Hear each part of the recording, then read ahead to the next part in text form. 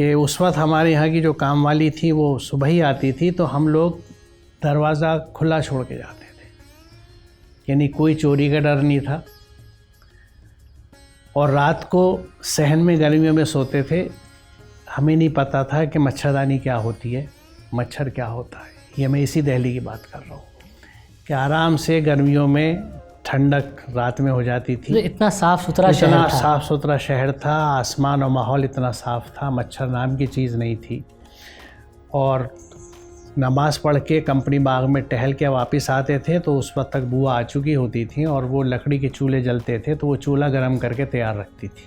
میں جو یہ کہنا چاہ رہا ہوں کہ بات صرف اردو کے زوال اور ختم ہونے کی نہیں ہے، بلکہ اردو زبان اور تہذیب سے جڑی ہوئی جو بیٹھکیں تھیں، جو چائے خانے تھے، وہ بھی اب ختم ہوتے جا رہے ہیں۔ کیونکہ استاد ہونے میں ایک فائدہ یہ ہے کہ ہر سال جب نئے اسٹوڈنٹس کا ایڈمیشن ہوتا ہے تو وہ ہر نیا بیچ اپنی کیفیت کو سماج کے لے کے آتا ہے، اور ہر سال تبدیلی ہم لوگ نوٹ کرتے ہیں، اگر کوئی نوٹ کرنے والا ہو۔ تو اب جو جنریشنز آ رہی ہیں ان کے پاس ایون گھر میں خالی بیٹھنے کا یا ماں باپ سے یا بہن بھائیوں سے بات کرنے کا وقت نہیں ہے۔ میں نئی نسل کو کبھی بلیم نہیں کروں گا، کیونکہ اگر ایک کمہار کے چاک پہ اچھا برتن نہیں بنا تو ہم مٹی کو بلیم نہیں کر سکتے۔ یہ زیادہ تر کمہار کے ہاتھوں کے اوپر ہے کہ اس نے کیا تخلیق کری۔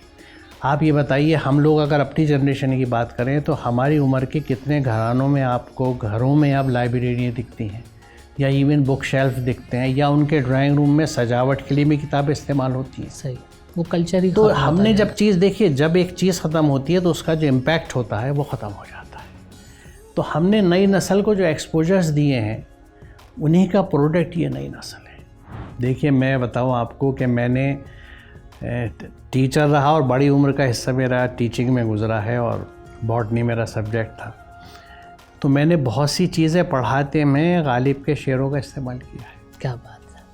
جب ہم ریسائکلنگ پڑھاتے تھے اسٹوڈنٹس کو، تو زمین سے جب پودا نکلتا ہے تو وہ جو عناصر ہے زمین کی جذب کرتا ہے، پانی بھی اور معدنیات سب، تو سب کہاں کچھ لالا و گل میں نمایاں ہو گئی، خاک میں کیا صورتیں ہوں گی کہ پنہاں ہو گئی۔ آپ دیکھ رہے ہیں ریختہ فاؤنڈیشن کی بہت خاص پیشکش روبرو۔ میں ہوں معید رشیدی۔ ریختہ روبرو سیریز میں آج ہمارے ساتھ موجود ہیں بے حد اہم مہمان پروفیسر محمد اسلم پرویز۔ آئیے ان سے ملاقات کرتے ہیں، باتیں کرتے ہیں۔ محمد اسلم پرویز صاحب، آپ کو ہم اسلم پرویز کے نام سے ہی جانتے ہیں اور آپ کو لوگ اسی نام سے یاد کرتے ہیں، لیکن پورا نام آپ کا محمد اسلم پرویز ہے۔ جی، آپ کی شناخت کے کئی حوالے ہیں۔ آپ بنیادی طور پر استاد ہیں، اور آپ کا جو بنیادی حوالہ ہے وہ سائنس ہے، لیکن آپ کو ہم جو جانتے ہیں وہ سائنس کے ساتھ ساتھ ادب کے حوالے سے بھی جانتے ہیں اور مذہب کے حوالے سے بھی جانتے ہیں۔ تو یہ جو تعبیرات ہیں وہ شخصیت کو زیادہ گہری بنا دیتی ہیں۔ اب آپ سے جو گفتگو ہوگی تو صرف سائنس پر نہیں ہوگی، ہم چاہتے ہیں کہ زندگی کے یہ جو مظاہر ہیں، یہ جو شعبے ہیں، وہ سب ہماری گفتگو میں وہ جذب ہو جائیں اور وہ ہماری گفتگو کا حصہ بن جائیں۔ لیکن یہ جو سلسلہ ہے ہمارا روبرو، جو یہ سیریز ہے، اس کی ایک ساخت ہم نے بنائی ہے، ایک پیٹرن بنایا ہے۔ ہم یہ چاہتے ہیں کہ شخصیت کے جو اجزائے پریشاں ہیں، جو مختلف پہلو ہیں، وہ یکجا ہو جائیں اور نمایاں ہو جائیں، تاکہ ہمارے جو ناظرین ہیں وہ اس شخصیت میں اتر کر اس شخصیت کو سمجھ سکے۔ تو اس لیے ہم چاہتے ہیں کہ گفتگو یہاں سے شروع ہو کہ میر نے کہا تھا کہ دلی جو ایک شہر تھا عالم میں انتخاب، ہم رہنے والے ہیں اسی اجڑے دیار کے۔ تو یہ دلی لٹتی رہی، بستی رہی، تو یہ بار بار دلی کے ساتھ یہ مراحل اور یہ مسائل رہے ہیں۔ آج کی دلی اور آپ کے بچپن کی دلی میں بہت فرق ہے۔ کیسی تھی وہ دلی؟ اتنی اچھی تھی کہ آج بھی میں انہی خوابوں میں خوش رہتا ہوں اور پسند کرتا ہوں اور یاد کرتا ہوں کیونکہ میری پیدائش بلی ماران کے علاقے کی ہے، اور ایک نیا محلہ ہے گلی قاسم جان میں. یہ وہی گلی قاسم جان ہے جس کا ذکر مرزا غالب کے تعلق سے ہوتا ہے. بلکہ سچ یہ ہے کہ یہ نیا محلہ جو ہے مرزا غالب کی حویلی سے غالباً 50 گز کے فاصلے پہ ہوگا. تو وہاں میری پیدائش ہوئی اس مکان میں.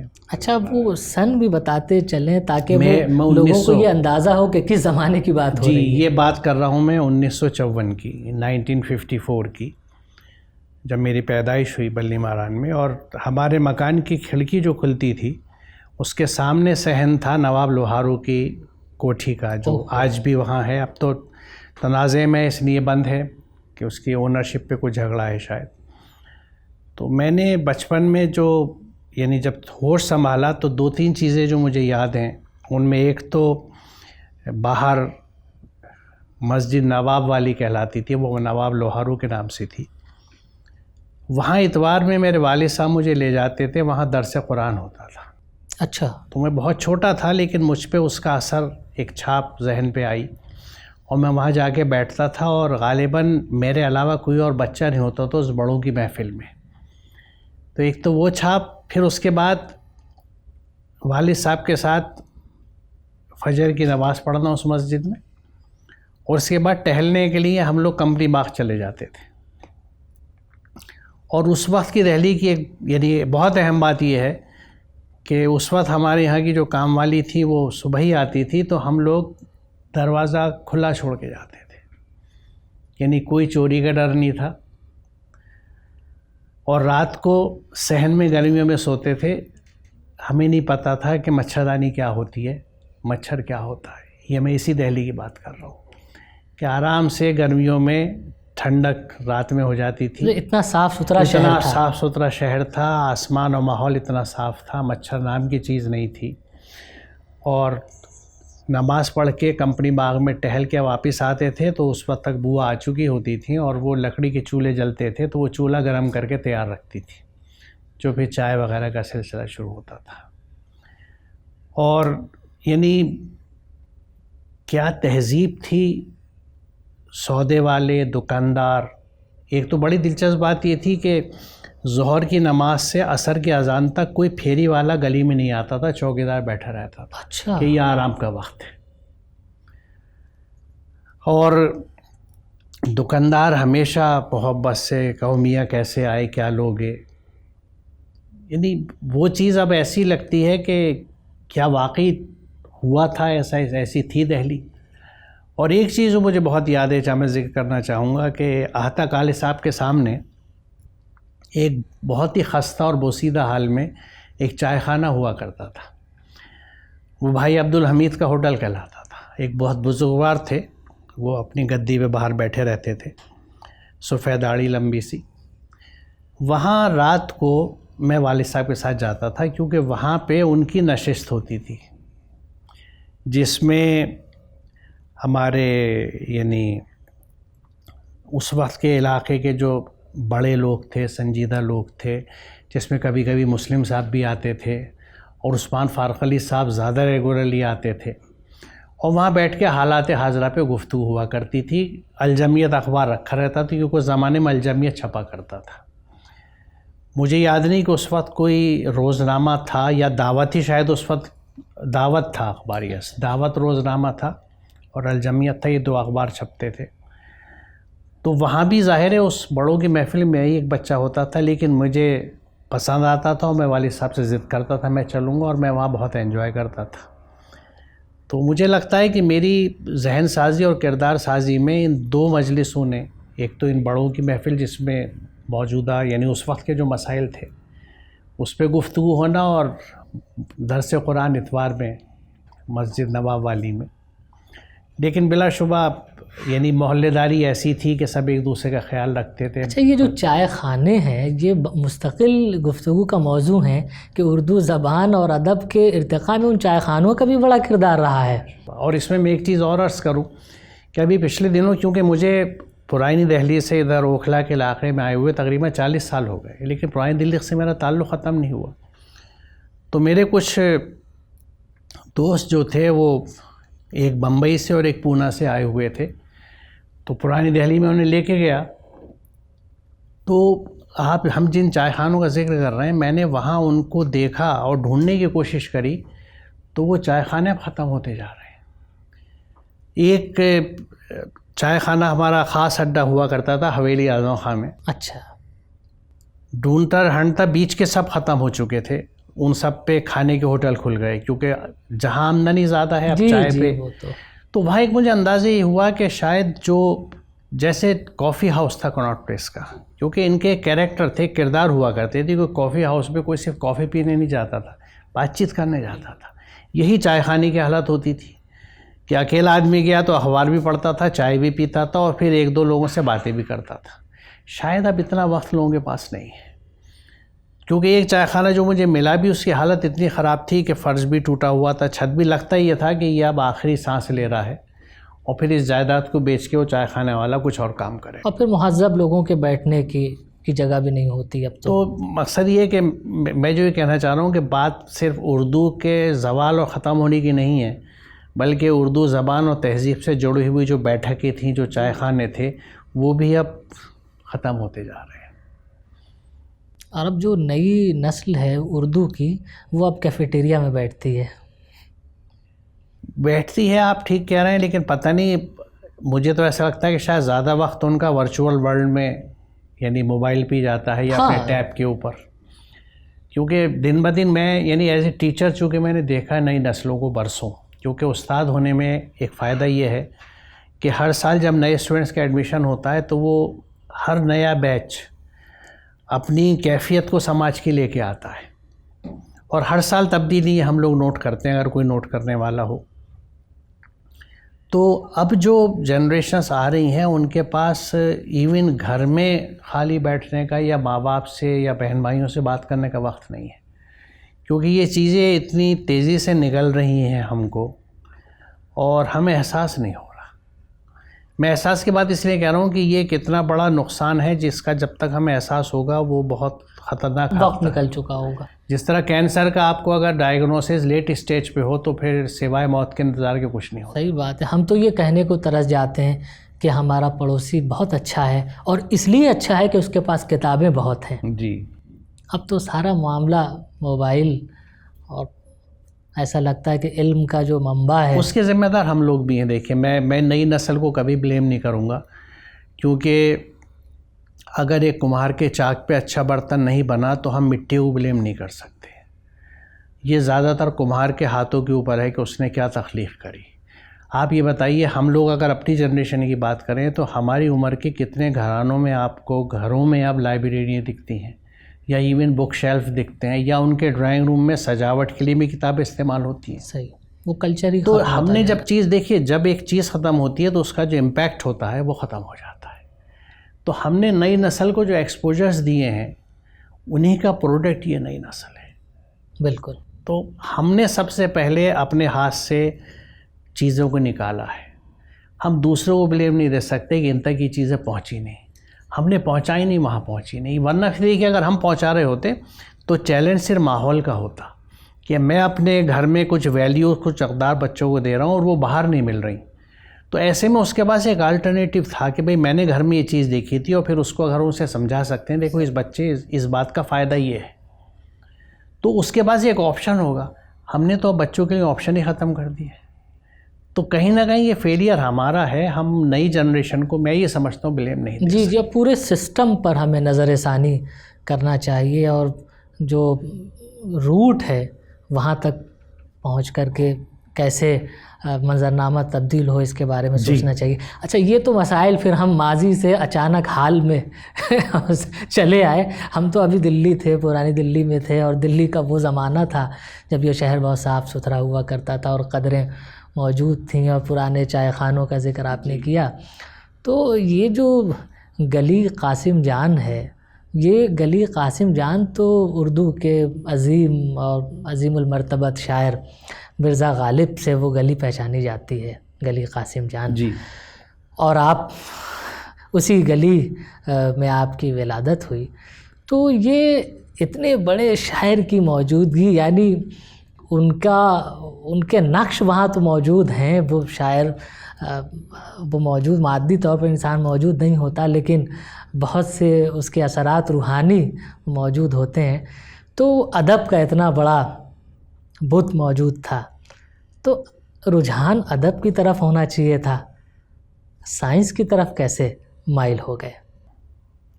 اس کی وجہ مجھے ایسا لگتا ہے کہ مجھے سوال کرنے کی بہت عادت تھی اور سوال کے جواب کھوجتا تھا. یہ نہیں لگا کہ میرے محلے میں اتنا بڑا عظیم شاعر رہتا تھا تو کیوں نہ میں بھی شاعری کروں؟ نہیں، یہ میں یقیناً آپ نے بالکل صحیح سوال پوچھا ہے، اور میں اس وقت آپ یقین جانے پہلی دفعہ اس پہ غور کر رہا ہوں. اور مجھے ایسا لگتا ہے کہ مجھے بچپن سے ہی یعنی شاعری کی طرف کچھ رجحان نہیں تھا.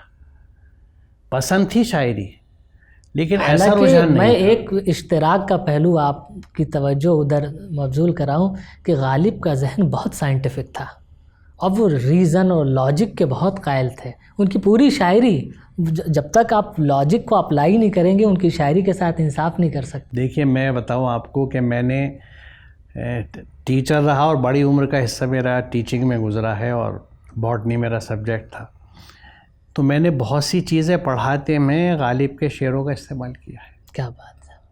جب ہم ریسائکلنگ پڑھاتے تھے اسٹوڈنٹس کو، تو زمین سے جب پودا نکلتا ہے تو وہ جو عناصر ہے زمین کی جذب کرتا ہے، پانی بھی اور معدنیات سب. تو سب کہاں کچھ لالا و گل میں نمایاں ہو گئی، خاک میں کیا صورتیں ہوں گی کہ پنہاں ہو گئی. تو اس کو میں اس طرح سمجھاتا تھا بچوں کو کہ دیکھو میرا انتقال ہو گیا اور مجھے بٹلہ ہاؤس کے قبرستان میں دفن کر دیا گیا، اور وہاں پہ میری باڈی ڈس انٹیگریٹ ہوئی، سب ایلیمنٹس ٹوٹ کے زمین میں واپس ہوئے. جو کچھ میں نے عمر بھر کھایا تھا زمین سے لے کے وہ سب زمین کو میں واپس دے رہا ہوں. تو میرا کیلشیم، میرا فاسفورس سب زمین میں جا رہا ہے. آس پاس میں جو پودے اگ رہے ہیں وہ کیلشیم بھی جذب کر رہے ہیں، فاسفورس بھی جذب کر رہے ہیں. اچھا، اس میں عرض کروں کہ یہ بڑی دلچسپ بات ہے کہ آپ کو قبرستان میں ویجیٹیشن یعنی سبزہ بہت گھنا ملے گا کیونکہ رچ زمین ہوتی ہے. تو شام کو وہاں پہ بھینسیں بھی چرنے آتی ہیں اور گائے. ایک گائے نے اس پودے کو کھا لیا جس میں میرا کیلشیم و فاسفورس تھا، اور وہ اس کے جسم میں جذب ہو کے ہضم ہو کے اس کے دودھ میں شامل ہو گیا. شام کو میرا پوتا جب دودھ لینے پہنچا تو وہ بالٹی میں دودھ لے گیا جس میں دادا کے جسم کا کیلشیم فاسفورس بھی تھا. تو یہ جو ریسائکلنگ ہے اس کو میں، ایسے بہت سے اشعار ہیں اور یہ بلا شبہ بہت سائنٹیفک اشعار ہیں ان کے، لیکن یہ چیز یعنی بلا شبہ ذہانت سے تعلق ہے جو بہت ذہین تھے.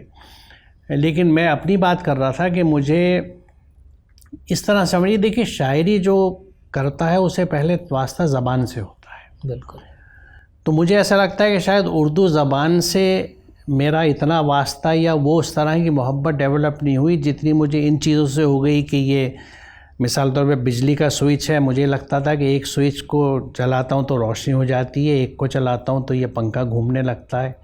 بجلی تو ایک ہے، ایک ہوا دے رہی ہے، ایک روشنی دے رہی ہے، کیسے ہو رہا ہے؟ تو شاید ان سوالوں نے اور ان چیزوں نے مجھے پہلے سے میرے ذہن پہ قبضہ کر لیا. کیونکہ میں اگر والد صاحب کے ساتھ کہیں شعری نشستوں میں یا مشاعروں میں گیا ہوتا تو میرا شاید ایکسپوجر اردو زبان اور شاعری سے ہوتا. میرا ایکسپوجر اس طرف نہیں ہوا، اور میرے ذہن نے جو سوال کھڑی کیے وہ روزمرہ کی چاروں طرف کی چیزیں تھیں جنہوں نے مجھے ان کا جواب ڈھونڈنے پہ جب لگایا تو مجھے وہ چیزیں سامنے آئی جس کو ہم سائنس کہتے ہیں. تو اس طرح سے، لیکن یہ ضرور ہے میں آپ سے عرض کروں کہ اردو زبان سے میری محبت اور جو دلچسپی تھی اس میں شاعری کا بھی ایک، اور مجھے اچھے شعر ہمیشہ اچھے لگے اور آج بھی لگے، وہ چاہے فلمی گانے میں ہوں یا کسی غزل میں یا نظم میں ہو، وہ محبت اپنی جگہ ہے. اور اس نے مجھے میرے امیجنیشن کو بھی بہت جسے کہیے کہ سلگایا بھی اور بھڑکایا بھی ہے. کیا بات ہے! تو وہ امپیکٹ تو رہی، اور میں جس طرح ایک تاریخی حیثیت گلی قاسم جان کی ہے ویسا ہی وہ سلسلہ چلا جب میں 6ٹھی جماعت میں اینگلو عربک اسکول میں پہنچا. وہ بھی بہت ہسٹوریکل، ایک تاریخی ادارہ، بہت ہسٹوریکل. تو ایک طرح سے میرا سفر جو تھا بچپن سے لے کے اور تعلیم کا، اس میں کہیں نہ کہیں تاریخی اہمیت کے ادارے جڑے رہے، کیونکہ اینگلو اریبک اسکول بھی یعنی کوئی 1790 کہتا ہے، یعنی 300 سال تو کم از کم پرانا تھا وہ، جو مدرسہ غازی الدین کے نام سے شروع ہوا تھا.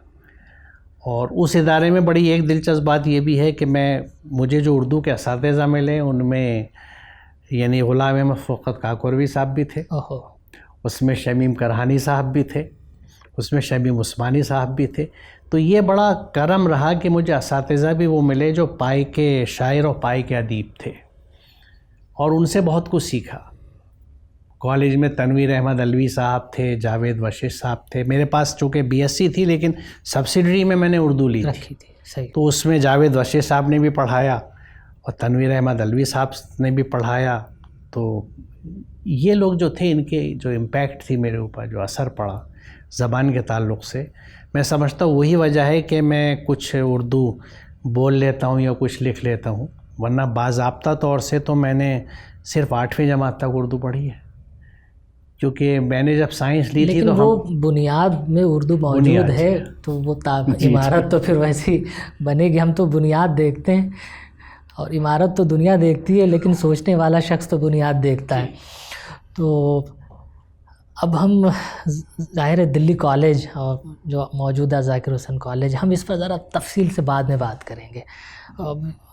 اب ذرا پھر اسی دلی کی طرف چلتے ہیں کہ دلی کا حصہ ابھی مکمل نہیں ہوا. مجھے لگتا ہے کہ چونکہ آپ چشم دید ہیں بہت سی چیزوں کے، اور ہم نے جب دلی دیکھی اور جیسی دلی دیکھی تو وہ دلی تو وہ تھی نہیں. اور خاص طور پر میں آپ کا ذہن اردو بازار کی طرف مبذول کرانا چاہوں گا کہ یہ موجودہ جو اردو بازار ہے یہ بہت ہسٹوریکل مقام ہے. تاریخ میں اس بازار کی ایک اہمیت، خاص طور پر اردو زبان کی تاریخ کے حوالے سے اگر میں کہوں تو یہ جو اردو بازار ہے، تو اردو بازار کو آپ نے اپنے بچپن میں، اب ہم وہاں جاتے ہیں تو اب تو کباب کی خوشبو آتی ہے اور تکوں کی اور بریانی اور حلیم. تو وہ اردو بازار تو کتابوں کا مرکز تھا.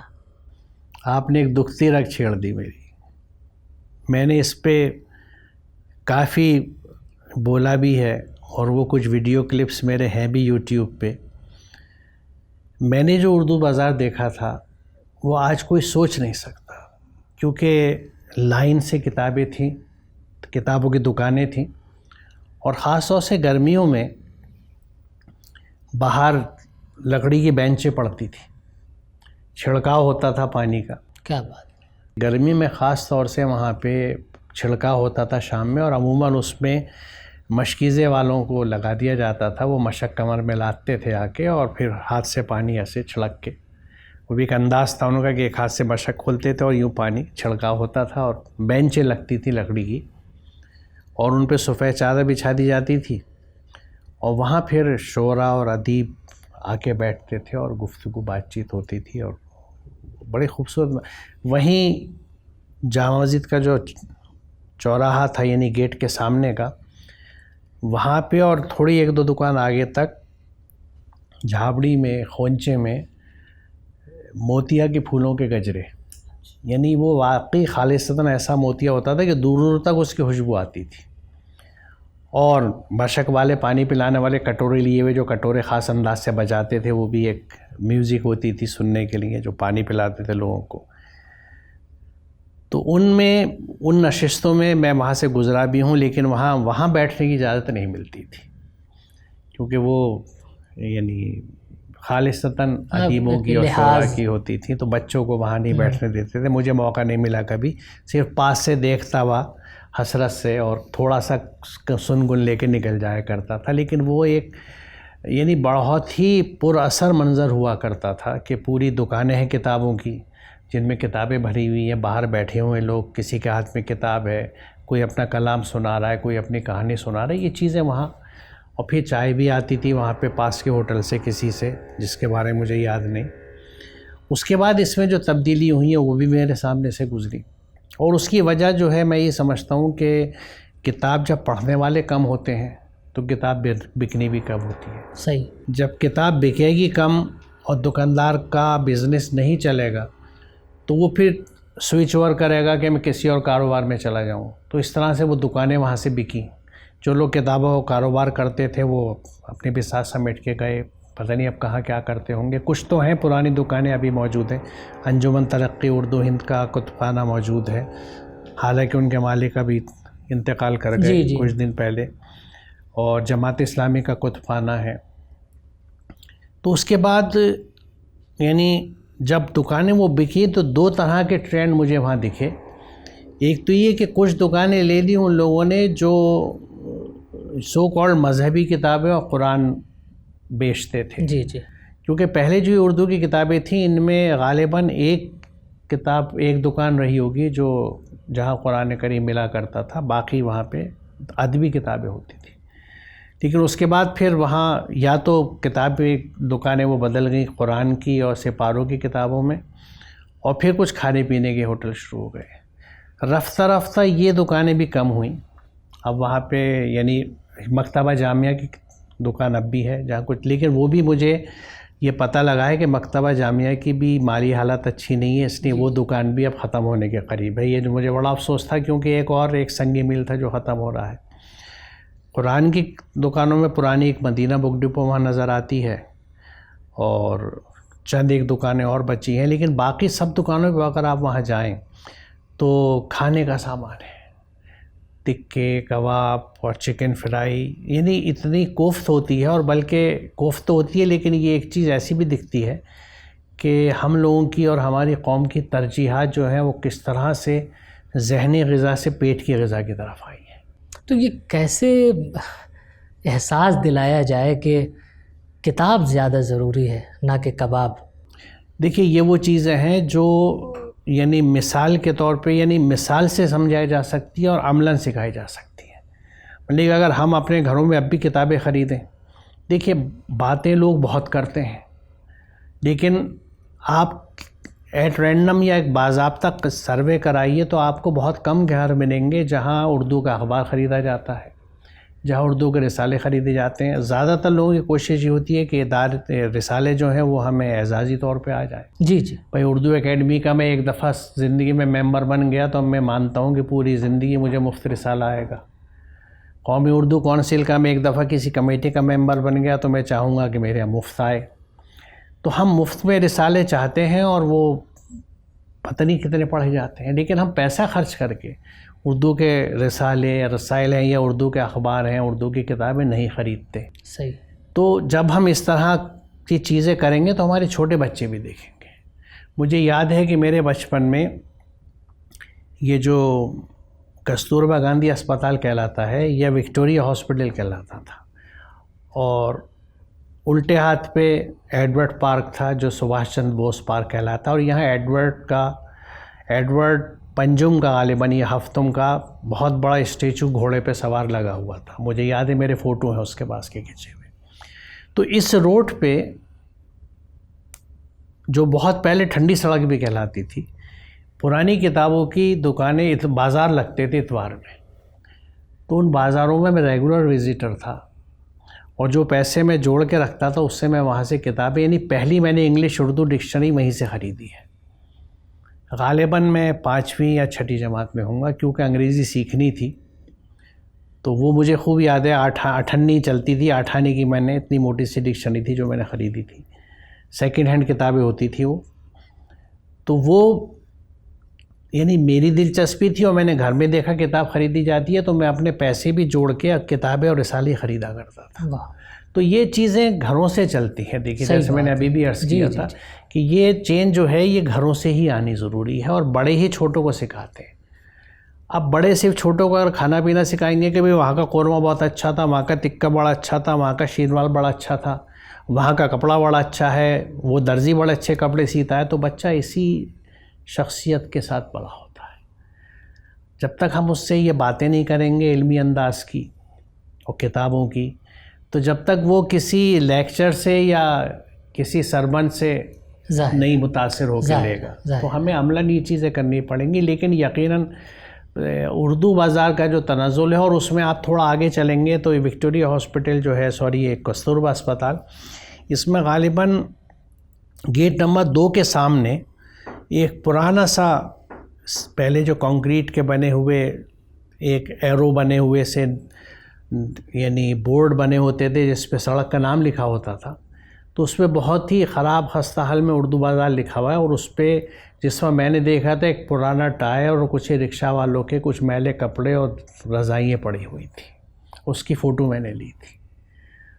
تو یہ نوحہ بھی ہے ایک، لیکن اسی کو ہم ایک چیلنج بھی سمجھ سکتے ہیں کہ اس کیفیت سے کس طرح پھر سے باہر لایا جائے، کیونکہ زبان ہی نہیں، زبان کے ساتھ جو تہذیب ہوتی ہے وہ بہت اہم ہوتی ہے۔ ہم نے اردو زبان نہیں کھوئی ہے، تو تہذیب تھی وہ بھی کھوئی ہے۔ گھروں میں وہ تہذیب نہیں ہے، گھروں میں وہ جو استعمال کی چیزیں تھیں، جو طریقے تھے نشست و برخاست کے، کھانے پینے کے، وہ سب چیزیں بدل گئی ہیں، اور یہی چیزیں نئی نسلیں سیکھتی ہیں، تو پھر آپ وہ ایک ہوموجنائزیشن جو ہو رہا ہے کلچر کا، کہ ایک سا کلچر، ایک مونو کلچر، ایک سی تہذیبیں جو ہر جگہ ہے، اس کو ہم اڈاپٹ کرتے ہیں۔ بہت اچھی بات ہے، لیکن جو اچھی چیزیں کچھ اپنی ہوں، اپنی تہذیب کی، اپنی مٹی کی، اپنی زمین کی، وہ ہمارے ساتھ رہنی چاہیے۔ بالکل۔ خیر، یہ تبدیلی تو مجھے لگتا ہے کہ عالمی سطح پر ایک گلوبلی یہ تبدیلی پیدا ہو رہی ہے، اور چیلنج بھی ہے کہ اس تبدیلی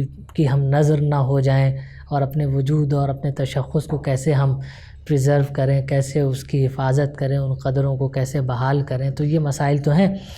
اچھا، اب ذرا سا دلی سے ہم باہر نکلتے ہیں اور ذرا علی گڑھ چلتے ہیں۔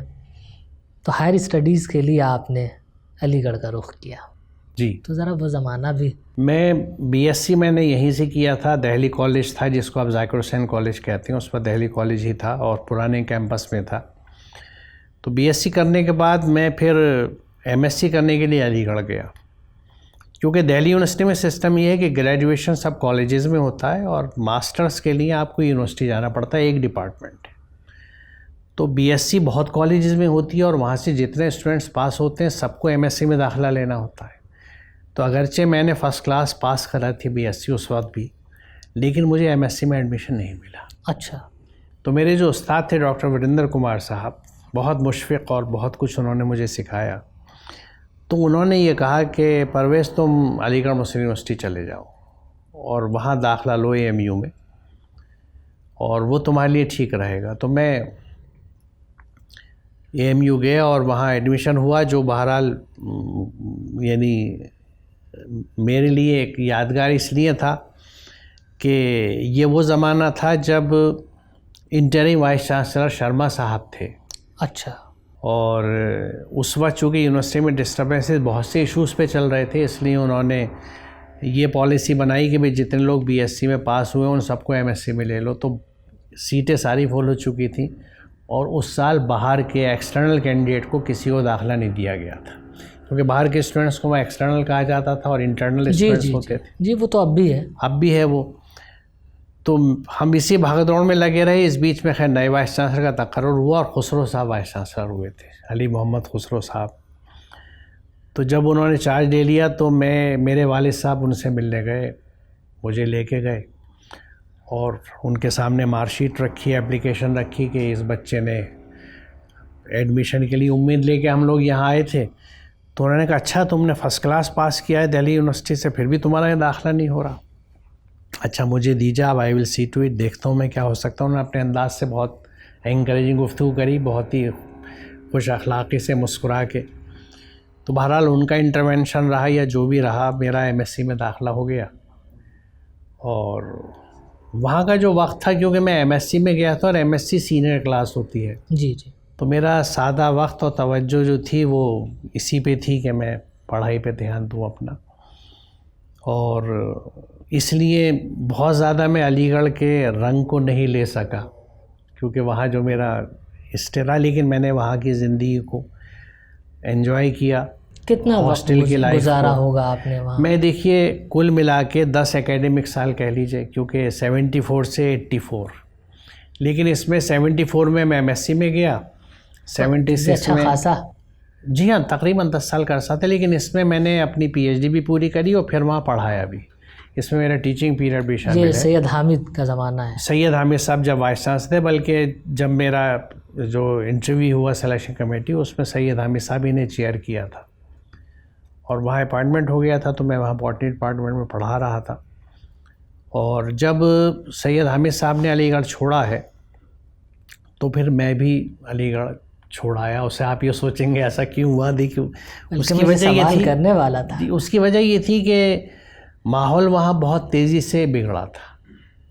سید حامد صاحب جو کام کرتے تھے وہ مجھے اس لیے پسند تھا کہ وہ ڈسپلن اور رولز کو پسند کرتے تھے، اور میرے مزاج میں بھی شروع سے یہ رہا ہے کہ کام ڈسپلن سے ہو اور رولز سے ہو، قوانین سے ہٹ کے. یعنی کوئی اگر اہم پوزیشن پر ہے، اگر وائس چانسلر ہے، تو وہ تمام رولز کا امانتی ہے، امانت دار ہے، کسٹوڈین ہے. صحیح بات ہے. ہمارے تصور یہ ہوتا ہے کہ آپ تو وائس چانسلر کچھ بھی کر سکتے ہیں.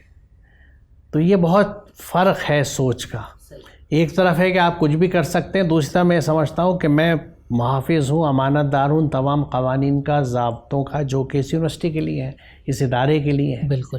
تو حامد صاحب کی بات مجھے پسند تھی، اور ان کے آخر کا جو زمانہ تھا اس میں جو انتشار ہوا، کیوس ہوا، اور پھر اس کے بعد جو کچھ وہاں کے ماحول میں تبدیلی آئی، اس میں بہت میری طبیعت اکھڑ گئی تھی، کیونکہ علمی ماحول نہیں رہا تھا.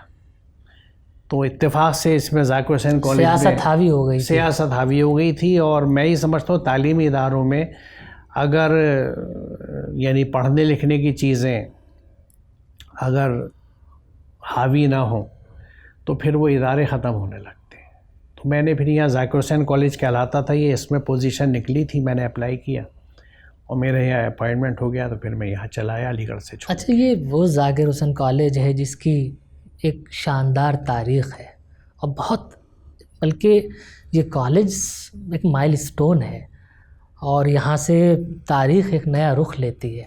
تو ایک اتنے بڑے تاریخی ادارے کا آپ حصہ رہے، ایز اے اسٹوڈنٹ بھی رہے جی، اور پھر استاد کی حیثیت سے، پھر اس ادارے کے آپ پرنسپل رہے جی، مارننگ کالج کے، جی میرا خیال ہے. تو جی وہ سربراہی کی ذمہ داری، تو یہ میں سوچتا ہوں کہ جہاں آپ اسٹوڈنٹ رہے، پھر پڑھایا، پھر پرنسپلشپ، تو ذمہ داری تو بہت بڑی تھی، چیلنج بہت بڑا تھا بلا شبہ. کہ لیکن اس ورثے کو سنبھال کے رکھنا، جی، یہ تو بہت بڑی بات ہوتی ہے. نہیں، اس میں کئی رخ ہیں بڑے دلچسپ. ایک تو بات یہ ہے کہ ذمہ داری بھی بڑی تھی، لیکن ساتھ ہی مجھے معلومات بھی بہت تھی، کیونکہ میں جب اسٹوڈنٹ تھا یہاں پروردہ آپ وہیں کے جی تھے. ہاں، وہیں سے میں نے کالج کو دیکھنا شروع کیا. پھر جب میں پڑھا رہا تھا تو مجھے یعنی یہ سب اندازہ تھا مجھے چیزوں کا کہ کہاں کہاں کمی ہے، ہم کہاں سدھار کر سکتے ہیں، کس چیز کی ضرورت ہے. تو جب مجھے پرنسپل بننے کا موقع ملا تو میں نے امیجیٹلی ان چیزوں کو پکڑا، یعنی جسے کہتے ہیں نا کہ جہاں جہاں سے پانی رستا تھا ان سوراخوں کو بند کیا. کیونکہ میں یعنی جس وقت پرنسپل ہوا ہوں تو اس وقت تک میں کالج میں لگ بھگ 25 سال سے زیادہ گزار چکا تھا. تو کالج کی پوری ساخت میرے سامنے تھی، کمیاں بھی، اچھائیاں بھی، کن چیزوں کو ہم بہتر کر سکتے ہیں. تو ان چیزوں نے میری مدد کری، اور کالج کو اور میرا فوکس یہی تھا کہ ہم ڈسپلن رکھیں، نظم و ضبط ہو، اور ٹیچنگ اچھی ہو، کلاسز ریگولر ہوں، اور ساتھ ہی جو بہت اہم میری نزدیک تھی کہ ہم اقدار اور ویلیوز، تہذیب اور تمیز اور انسان دوستی اپنے بچوں کو سکھا سکیں. تو میرا اس پیریڈ میں پورا فوکس یہ رہا، اور میں بچوں کو یہی کہتا تھا کہ ہر ایک کی عزت کرنی ہے اور ہر ایک کی خدمت کرنی ہے. صحیح. تو یہی ٹریننگ رہی، اور وہ بہت اچھا وقت ہے. ایک دوسری چیز جو بڑی اہم تھی وہ یہ کہ یہ جو دہلی کالج تھا، جو مدرسہ غازی الدین کے نام سے شروع ہوا، وہاں سے شروع ہوا، پھر اینگلو عربک بنا، پھر دہلی کالج اور اینگلو عربک اسکول بن گیا. اس کالج کی ایک بڑی شناخت یہ بھی ہے کہ کم از کم نارتھ انڈیا میں میں یہ کہہ سکتا ہوں کہ جو جدید علوم ہیں، خاص طور سے میتھمیٹکس، فزکس، کیمسٹری، یہ دہلی کالج ہی کی مدد سے آئے.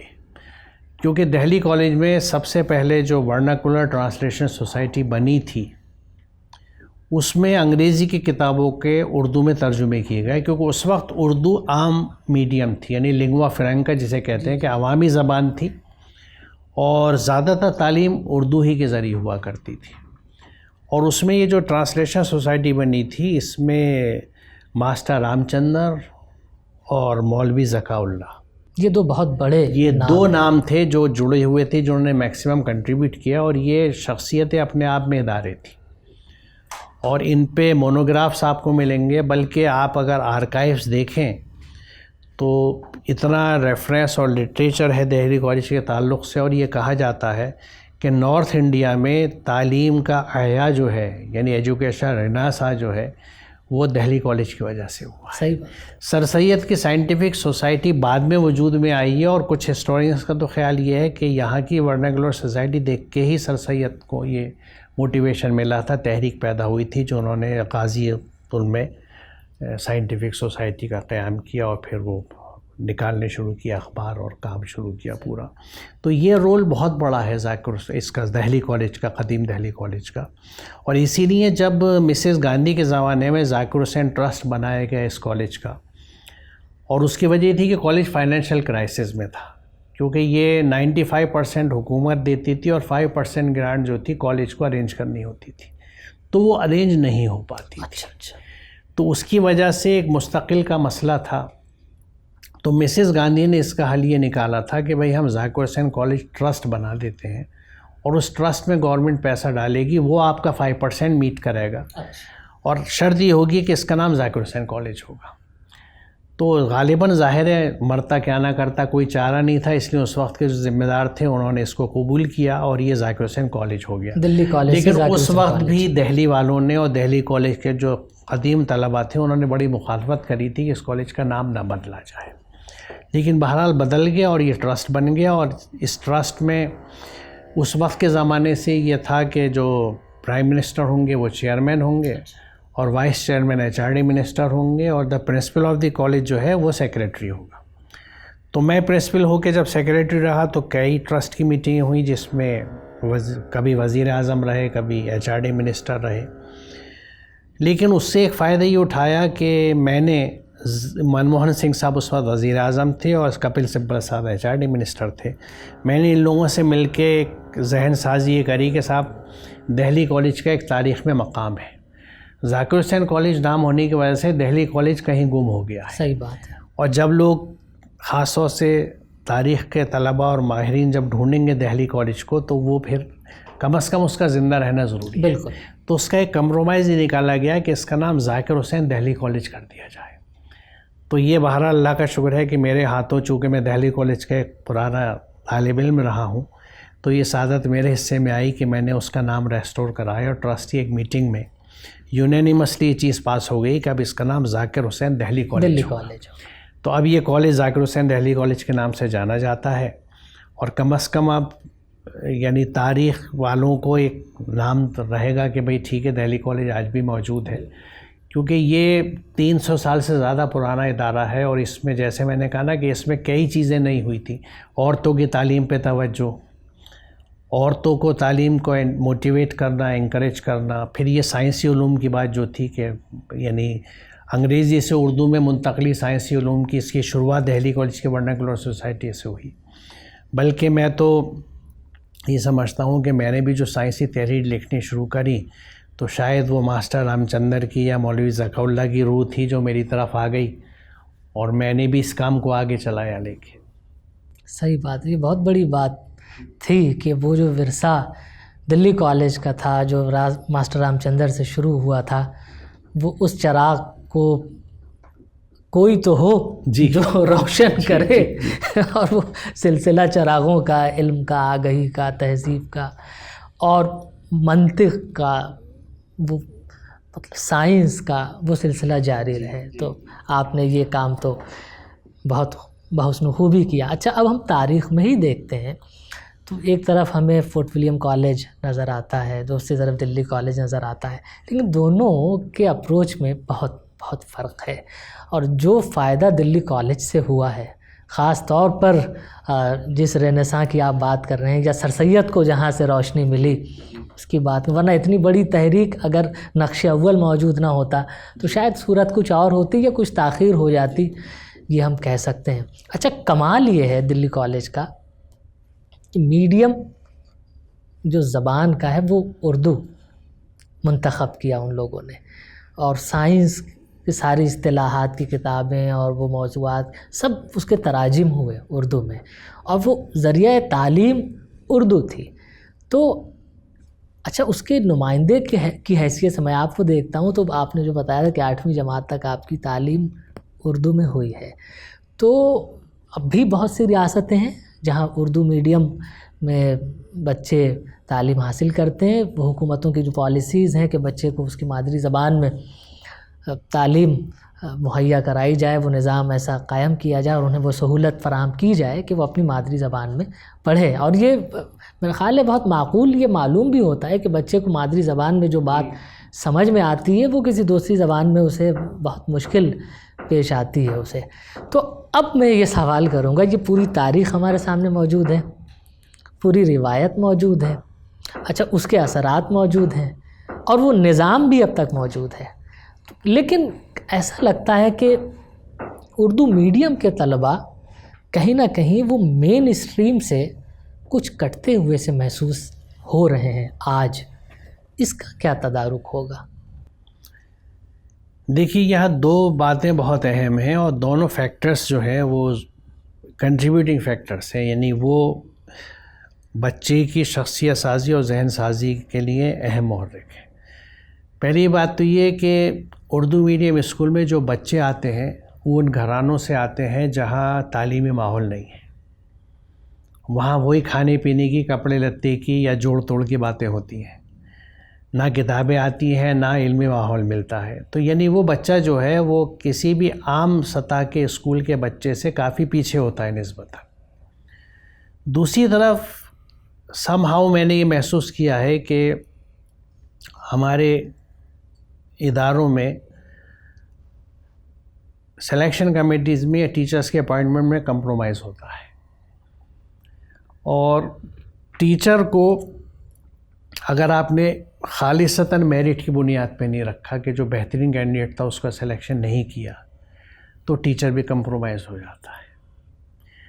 تو ایسے کمزور بچوں کے لیے ہمیں تو غیر معمولی طور سے ماہر ٹیچر کی ضرورت ہوتی ہے۔ بالکل، یہاں معاملہ الٹا ہے کہ اوسط سے بھی نیچے کا ہم نے لے لیا فار ڈیفرنٹ ریزنس، کہ کوئی کسی نے اپنے وطن کا رکھا، کسی نے رشتہ دار رکھا، یعنی یہ جو انفلوئنسز ہیں نان اکیڈمک، اس سے تو نسلیں تباہ ہو جاتی ہیں۔ تو اس کی وجوہات سے آپ دیکھ لیجئے جو اردو میڈیم اسکولی ادارے ہیں ہمارے، ان میں جو نوعیت ہے، ایکسیلنس کی بہت کمی ہے۔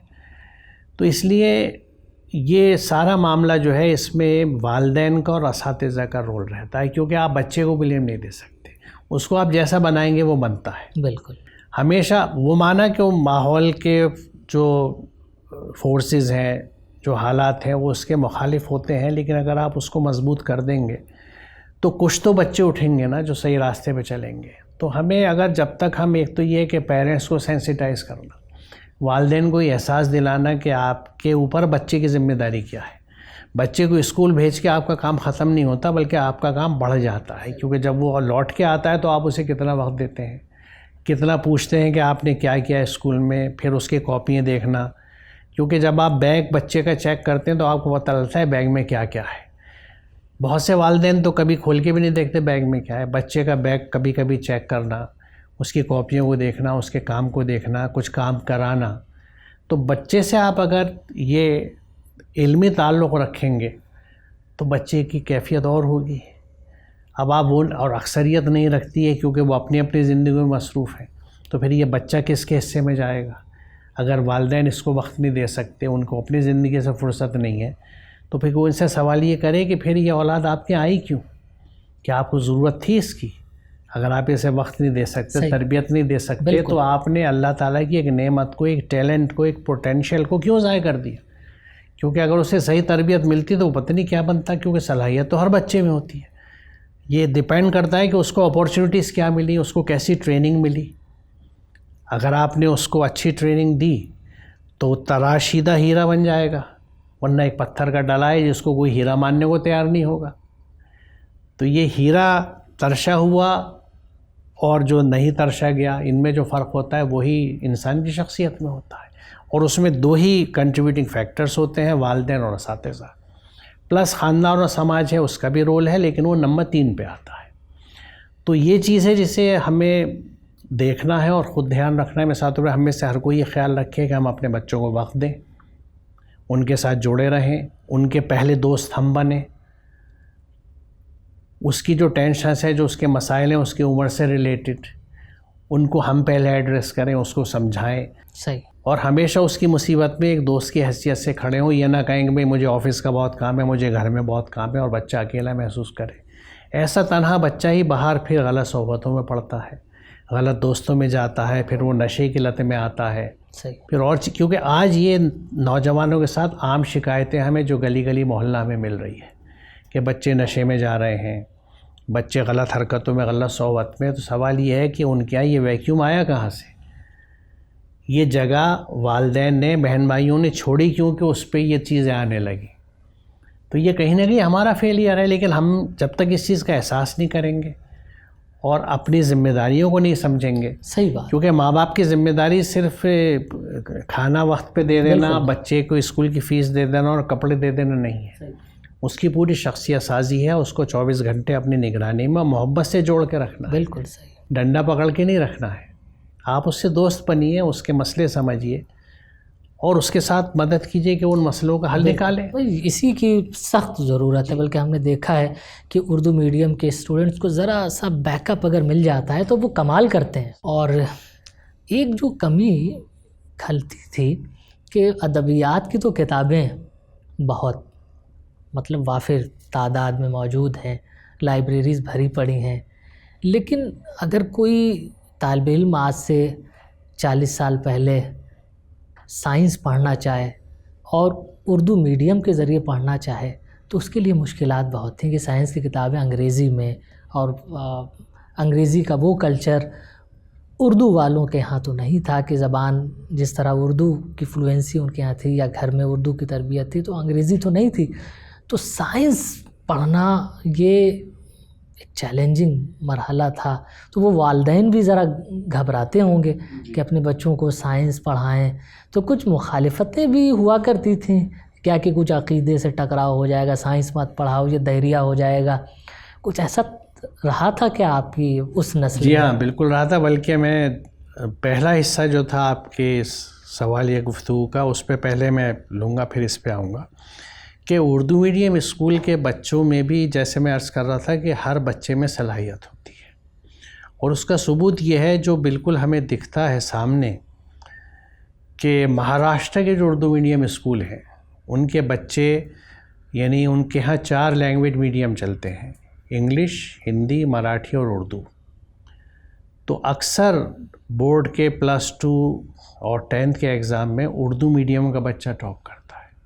تو جب اردو میڈیم ٹاپ کر رہا ہے تو اس کا مطلب ہے اس نے انگلش، ہندی، مراٹھی تینوں میڈیم کو بیٹ کیا ہے. صحیح بات. کیونکہ میرٹ کامن ہوتی ہے. تو یہ ہمیں یہ بتاتا ہے کہ اردو میڈیم کے بچے میں کیا پوٹینشیل ہے. اور اس میں نے ان اسکولوں کو دیکھا بھی، ان کے انرولمنٹ بھی اتنے ہوتے ہیں کہ ہزاروں میں ہوتے ہیں. اساتذہ محنت کرتے ہیں. اور دوسرے انہوں نے CBSE کے علاوہ اپنی بھی اردو میں کتابیں لکھی ہیں. اب اس کا تعلق آپ کے سوال کے اگلے حصے سے ہے کہ، اور یہ میں اپنی آپ بیتی بتا رہا ہوں آپ کو، کہ جب میں ہائر سیکنڈری سسٹم کا تھا، میرے زمانے میں ہائر سیکنڈری تھا، یعنی 11 سال کی اسکولنگ ہوتی تھی. تو اس میں سبجیکٹس جو تھے وہ 8ویں جماعت کے بعد چنے جاتے تھے، اور 9th سے ہم اپنی اسٹریم لے لیتے تھے. اب 11th سے اسٹریم ہوتی ہے، 10th تک کامن ہے پڑھائی. تو میں نے جب سائنس لینے کی بات کری تو یقیناً میرے والد صاحب کو لوگوں نے سمجھایا کہ بھائی یہ سائنس پڑھ کے کون پاس ہوتا ہے. اچھا، اس کی وجہ یہ تھی کہ ہیومینٹیز اور کامرس اردو میں تھیں. جی. یعنی 9th کلاس سے اگر آپ کامرس یا ہیومینٹیز لیتے ہیں تو اردو میں کتابیں تھیں، آپ 11ویں جماعت تک اردو میں پڑھیے اور امتحان دیجیے. سائنس لینے کا مطلب تھا کہ آپ کو انگلش میں پڑھنا ہے اور انگلش میں لکھنا ہے، ایگزام جو ہے وہ انگلش میں ہوگا. تو لوگوں نے سمجھایا والد صاحب کو. اور یہ اینگل بھی تھا کہ بھئی یہ دہریہ ہو جائے گا. یہ اس وقت چلتی تھی بات، بہت کامن تھی. لیکن اللہ کا شکر ہے میرے والدین نے میری پسند اور خواہش کا خیال رکھا، اور میں نے، لیکن مجھے دشواری واقعی بہت ہوئی. ایک تو یہ کہ مجھے انگریزی سیکھنے کے لیے بہت ایفرٹ کرنی پڑی، اور دوسری یہ کہ کسی بھی مضمون کو پڑھنے کے لیے آپ کو کچھ ایڈیشنل سپورٹ مٹیریل چاہیے ہوتا ہے. صحیح. اچھا، ہمارے یہاں تو اردو کی کتاب ٹیکسٹ بک بھی جو تھی وہ بہت بعد میں آتی تھی، بلکہ میرے زمانے میں مجھے یاد ہے کہ بایولوجی کے 7 والیومز تھے جو ہمیں 9 سے 11 تک پڑھائے جاتے تھے. کوئی والیوم اردو میں نہیں آیا تھا، اور وہ انگلش کے والیوم ہی ٹرانسلیٹ کر کے ہمارے ٹیچر ہمیں پڑھا دیتے تھے. ہمیں اسی انگلش سے پڑھنا پڑتا تھا.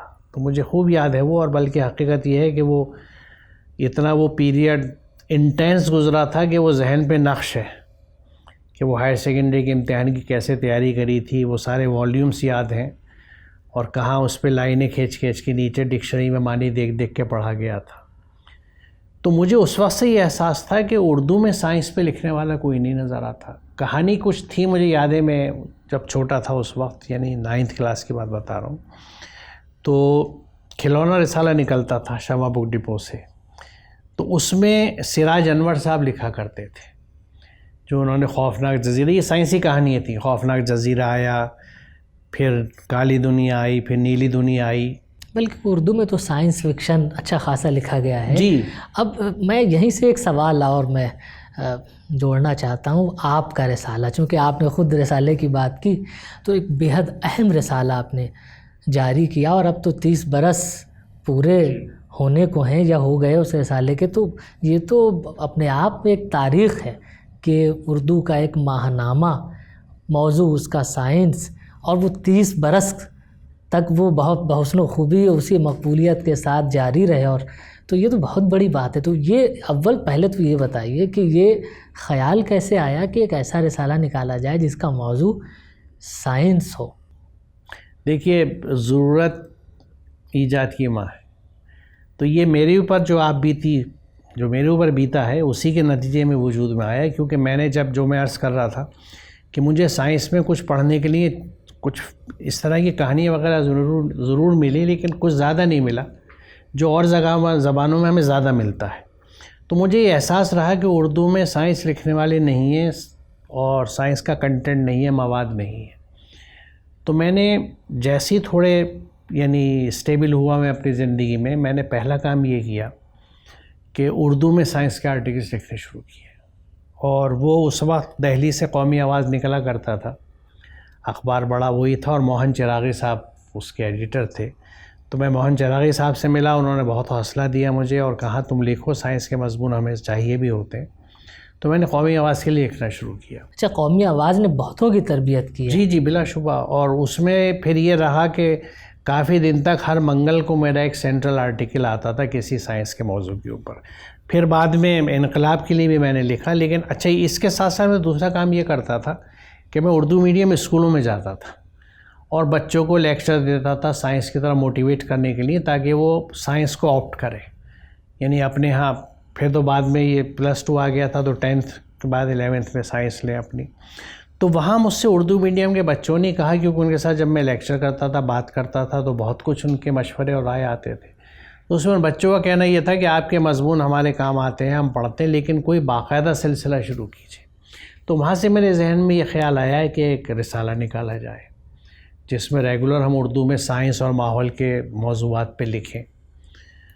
تو وہیں سے پھر میں نے اس کے لیے لوگوں کو ڈھونڈنا شروع کیا کہ جو لوگ سائنس کے ہوں اور اردو بھی جانتے ہوں. ان کی ایک جماعت بنائی، انجمن فروغ سائنس، اس کو رجسٹر کرایا. ایک رجسٹرڈ سوسائٹی آج بھی ہے. اور اس کے بعد پھر میں نے رسالہ نکالا. یہ میں ضرور عرض کروں کہ میرے ساتھ ممبرز کافی آئے تھے، لیکن وقت دینے کے لیے سب اپنی اپنی جگہ مصروف تھے. تو مجھے اندازہ فرضی ناموں سے بھی آپ نے مضامین لکھے؟ جی، وہ میں نے وجہ یہ تھی کہ جب میں نے رسالہ نکالنا شروع کیا تو اس میں لوگوں کا کہنا یہ تھا کہ بھائی اردو میں لکھنے والے کہاں ملیں گے. تو شروع میں کبھی کبھی میں نے یہ کیا کہ اپنے نام سے مضمون لکھا اور کبھی کچھ قلمی ناموں سے بھی لکھے. لیکن رفتہ رفتہ جیسے، کیونکہ یہ رسالہ شروع ہوا تھا 94 سے، 1994 سے، لیکن اس وقت سے آپ نے ابھی عرض کیا کہ میں 30ویں سال میں ہے یہ رسالہ، یہ 30th ایئر ہے اس کا، 29 سال پورے کر چکا. اور اردو کا کوئی بھی رسالہ اس پورے سب کانٹیننٹ سے اتنی عمر کو نہیں پہنچا. کیونکہ مولوی عبدالحق صاحب جو تھے، جن کو ہم بابا اردو کے نام سے جانتے ہیں، انہوں نے بھی سائنس کے نام سے ایک شمارہ شروع کیا تھا رسالہ، جو سہ ماہی تھا اور انجمن ترقی اردو ہند کے تحت نکلا کرتا تھا. وہ بھی 20 سال بعد بند ہو گیا. آخر حصے میں عمر کے وہ رسالہ ماہنامہ ہوا تھا، حیدرآباد سے شائع ہو رہا تھا، لیکن پھر وہ بند ہو گیا، یعنی وہ بھی 20 سال سے زیادہ نہیں چلا۔ یہ ماہنامہ ہے اور اس کو 29 سال ہو چکے، تو یہ ایک تاریخ بن چکی ہے۔ بالکل۔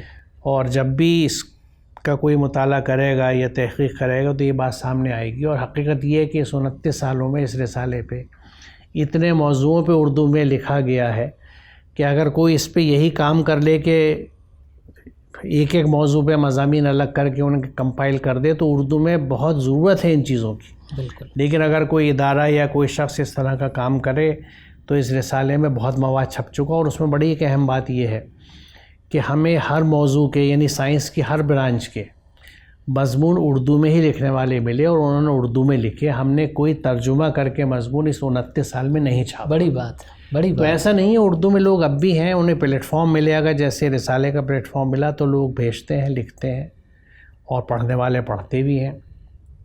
آج کل آپ قرآن مجید پر کام کر رہے ہیں، مستقل سوچ رہے ہیں، انٹرپریٹیشنز پر سوچ رہے ہیں، اس کے نئے نئے معنی پر، اور خاص طور پر جو کنٹمپریری مسائل ہیں ان کا انطباق قرآن مجید کی آیات سے آپ کرنے کی کوشش کر رہے ہیں، تو یہ بہت بڑی بات ہے۔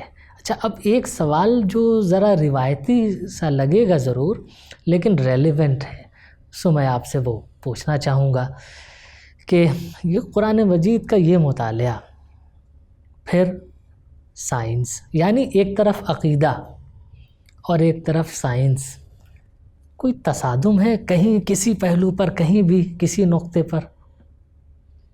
نہیں، حقیقت یہ ہے کہ میں یہ کہہ سکتا ہوں کہ ہم نے قرآن کو سمجھا ہی نہیں، ورنہ تصادم کی بات ہی نہ اٹھتی۔ کیونکہ دیکھیے، میں یہ عرض کر دوں کہ میں ایک سائنس کا طالب علم ہوں، اور سائنس کا طالب علم جو ہے وہ ہمیشہ ہر چیز پہ سوال کرتا ہے اور دلیل کی تلاش کرتا ہے۔ میں کسی کے کہنے کی بات کو نہیں مانوں گا، میں جو دلیل ہوگی اس پہ یقین رکھوں گا۔ تو یہ سائنس ہی میری یعنی نقطہ نظر تھا، یا سائنسی ذہن تھا جس نے مجھے قرآن کو بھی اسی انداز سے سمجھنے کا موقع دیا۔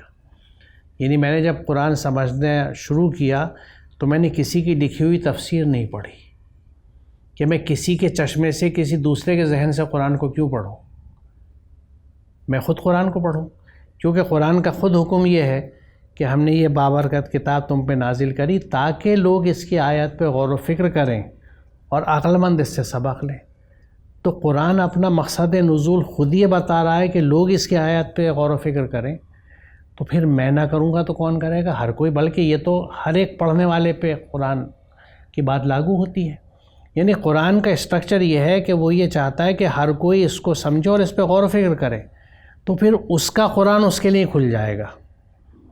دیکھیے، یہ اہم نقطہ ہے، کیونکہ قرآن ایک ڈیوائن بک ہے، بالکل ایک گائیڈنس کی بک ہے، اور پوری انسانیت کے لیے، صرف مسلمانوں کے لیے یہ بہت بڑی بات ہے کہ قرآن مجید صرف مسلمانوں کے لیے نہیں ہے۔ یہ لوگوں کے اندر یہ مسکنسیپشن ہے کہ وہ صرف مسلمانوں کے لیے نہیں، مسکنسیپشن ہی ہم نے پھیلایا ہے، یہ ایک بہت بڑی غلطی کی ہے ہم نے کہ اس کو اپنی کتاب کہا اور اس پہ اپنا ٹھپا لگا دیا، اور اس سے نیچرلی ایک تعصب پیدا ہو جاتا ہے۔ صحیح۔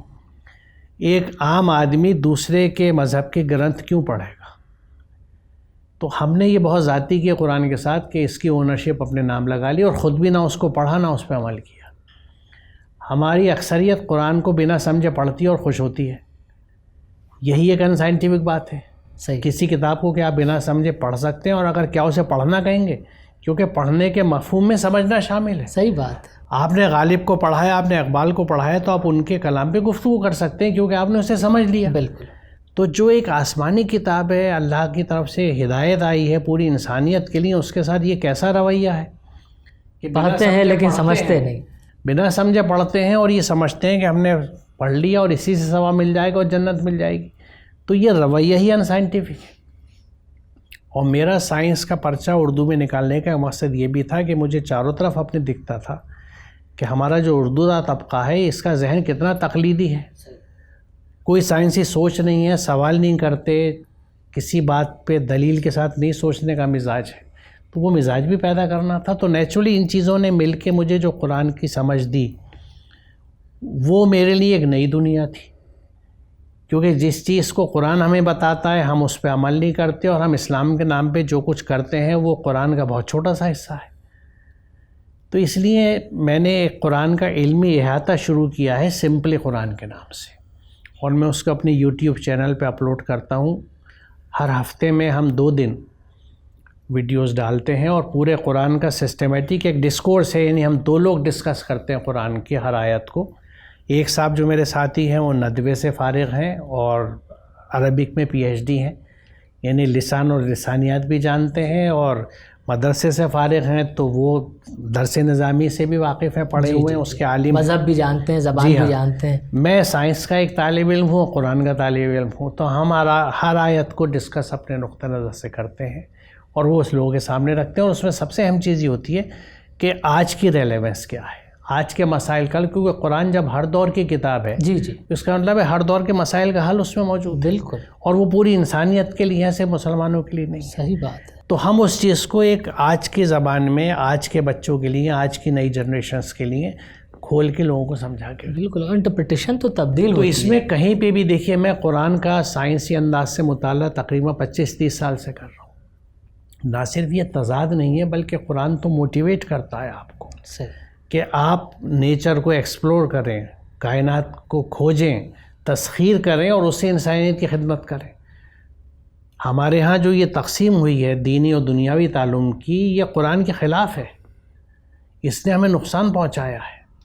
قرآن نے علم کو علم کہا ہے، اس کے کوئی تقسیم نہیں، یعنی علم جو ہے نہ، یعنی کسی چیز سے اس کا کوئی تعلق نہیں ہے، کسی بھی چیز سے جس سے آپ نا واقف ہیں اس سے واقف ہونے کا پروسیس علم ہے۔ بالکل، اور وہ جیسے حدیث ہمارے یہاں کہی جاتی ہے کہ طلب العلم فریضۃ علی کل مسلم، کہ ہر مسلمان پہ علم کا حصول فرض ہے، تو علم تو ہمارے اوپر ہر ایک کے فرض ہے۔ صحیح بات ہے، یہ ہمارے اپنے مسائل ہیں اور ہماری اپنی غلط فہمیاں ہیں کہ ہم نے اسے مختلف خانوں میں تقسیم کر رکھا ہے۔ اچھا، اب اسلم پرویز صاحب، اب گفتگو کے آخر مرحلے میں ہم ہیں، اور ایک بڑا اہم سوال مجھے لگتا ہے کہ یہ گفتگو نامکمل رہے گی اگر میں وہ نہ پوچھوں آپ سے۔ آپ مولانا آزاد نیشنل اردو یونیورسٹی کے وائس چانسلر رہے، وہ یونیورسٹی جن مقاصد کے تحت بنائی گئی تھی، ایک سوال تو یہی ہے، چونکہ آپ اس کا حصہ رہے اور بہت قریب سے وہ محسوس کیا کہ جن مقاصد کے تحت وہ یونیورسٹی بنائی گئی تھی، کیا وہ مقاصد پورے ہوئے یا ہو رہے ہیں؟ صورتحال کیا ہے؟ دیکھیے، اس یونیورسٹی کو بنانے کا مقصد یہ تھا کہ جو بچے اردو میڈیم سے پڑھے تو وہ اسی میڈیم سے، یعنی اردو زبان کے ہی واسطے سے وہ اعلیٰ تعلیم حاصل کر سکیں۔ صحیح۔ تو اسی لیے اردو میڈیم کے بچے اور زیادہ تر مدارس کے فارغ ہیں، کہ جو مدرسوں سے فارغ ہوتے ہیں اور وہ عصری علوم میں آنا چاہتے ہیں، عصری تعلیم حاصل کرنا چاہتے ہیں، تو وہ اس یونیورسٹی میں آئیں اور اپنی پسند کے مضامین میں آگے تعلیم حاصل کریں۔ تو یہ تو اس کا مقصد تھا بننے کا، اور نیچرلی اس کے لیے لازمی ہے کہ وہاں جو شعبے ہیں ان میں کام ہو اور کتابیں اور مواد تیار کیا جائے، کیونکہ جب یہ یونیورسٹی قائم کی گئی ہندوستان میں تو اس وقت اردو میں اسکول کی کتابیں تک دستیاب نہیں ہوتی تھیں، چاہے جائے کہ آپ کو یونیورسٹی کے لیول کی کتابیں ملیں۔ تو وہاں کا ایک بہت بڑا بنیادی کام یہ تھا کہ ہر مضمون جو وہاں پڑھایا جا رہا ہے اس کی کتابیں انڈر گریجویٹ لیول کی بھی اور پوسٹ گریجویٹ لیول کی بھی بنائی جائیں۔ اس چیز میں وہاں بہت کمی مجھے ملی جب میں پہنچا تھا، کیونکہ وہاں انگریزی کتابوں کو ترجمہ کر کے پڑھایا جاتا تھا۔ جو وہاں کے اساتذہ تھے ان میں سے بہت کم لوگ اردو میں کتابیں لکھتے تھے۔ اس کے لیے جتنی کوشش میں وہاں کر سکتا تھا، کچھ ادارے بھی بنائے، خاص طور سے کچھ مراکز جس میں اس کام کو زیادہ تیزی سے کیا جائے، اور میں نے اپنے پیریڈ میں 50-60 کتابیں مختلف مضامین کی بھی بنائی۔ دوسری یہ کہ جو ہمارا انسٹرکشنل میڈیا سینٹر تھا، یعنی میڈیا سینٹر جو تھا، وہاں پہ خاص طور سے ہم نے کوشش یہ کری کہ اردو زبان میں لیسنز جو تھے ویڈیو ریکارڈ ہوں اور مختلف موضوعات پہ ویڈیوز بن کے۔ تو اس میں اللہ کا شکریہ رہا کہ وہاں ڈائریکٹر کی پوزیشن جو خالی تھی اس پہ ہمیں ایک اچھے ڈائریکٹر مل گئے، اور بہت ڈائنیمک تھے، اور آج بڑی حد تک انہی کی وجہ سے، اور انہوں نے جو ٹیم وہاں ترتیب دی ہے انسٹرکشن میڈیا سینٹر کے، بہت ویڈیوز آپ کو IMC کے چینل پہ ملیں گے، جس میں سائنس کے موضوع بھی ہیں، کامرس بھی ہے، مینجمنٹ بھی ہے، مختلف، اور ادب بھی ہے، شاعری بھی ہے. وہ جس طرح ریختہ کی پوسٹنگز ہوتی ہے IMC سے بھی روز ایک شعر بھی آتا ہے، اس کی تفصیل بھی آتی ہے، تو بڑا اچھا وہ لوگ کام کر رہے ہیں. لیکن نصاب اور نصابی کتابوں کے معاملے میں اپنی سی کوشش میں نے کری تھی. اس کے بعد میں مطمئن نہیں تھا جتنا کام ہو پایا تھا، لیکن پھر میں نے وہاں سے رخصت لی، میں چلا آیا.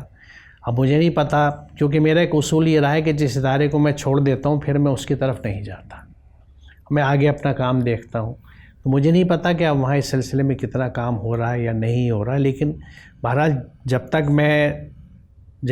میں نے چھوڑا ہے بہت کچھ کرنے کی گنجائش تھی وہاں پہ. اور اس میں بڑی دشواری یہ بھی ہوتی تھی کہ وہاں کا اسٹاف جو ہے جس کا وہاں سلیکشن ہوا ہے، اس میں سے اچھی خاصی تعداد ایسے لوگ ہیں جو اردو نہیں جانتے. اب یہ سب سے بڑی ٹریجڈی ہے اس ادارے کی کہ اس میں اچھا ایک بات اور بھی ہے جو میں سمجھنے سے قاصر رہا کہ اردو نہیں آتی، اپائنٹمنٹ ہو گیا کوئی بات نہیں، لیکن اردو ہم سیکھ تو سکتے ہیں، اردو میں کام تو کر سکتے ہیں. ہم دوسرے ملکوں میں جاتے ہیں اسکالرشپس پہ تو وہاں کی زبان سیکھتے ہیں، جرمن بھی سیکھتے ہیں، فرینچ بھی سیکھتے ہیں، اور پھر اس میں کام بھی کر لیتے ہیں.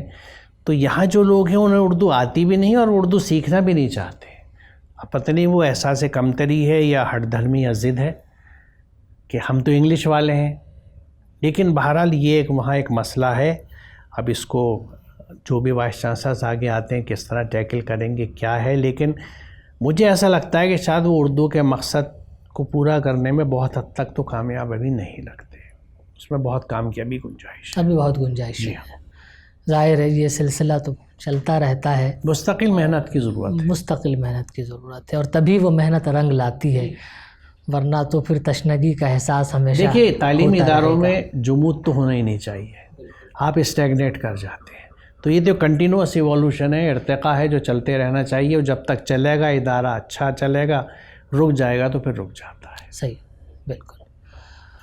تو اسلم پرویز صاحب، آج کی ہماری یہ جو گفتگو ہے ہم نے بہت اہم پہلوؤں کو کور کیا، اور خاص طور پر یہ سائنس کے مسائل، اردو اور سائنس کا جو رشتہ ہے اور اس کی تاریخ جو رہی ہے ہمارے یہاں اور دلی کالج سے لے کر اب تک، تو بہت میں سمجھتا ہوں کہ ہمارے جو سننے والے ہیں، ہمارے جو دیکھنے والے ہیں، جو یہ پروگرام دیکھیں گے وہ بہت محظوظ ہوں گے اس گفتگو سے، اور انہیں یقیناً بہت روشنی بھی ملیں گی. آپ نے ہمارے روبرو سیریز کے لیے وقت نکالا، ہم آپ کے شکر گزار ہیں. میں بھی بہت مشکور ہوں کہ آپ نے مجھے یہ موقع دیا کہ میں یہاں شریک ہو سکا آپ کے ساتھ اور آپ کے ناظرین تک کچھ اپنی بات پہنچا سکا. شکریہ. آپ دیکھ رہے تھے ریختہ فاؤنڈیشن کی بے حد اہم پیشکش روبرو. گفتگو میں ہمارے ساتھ شریک تھے محمد اسلم پرویز.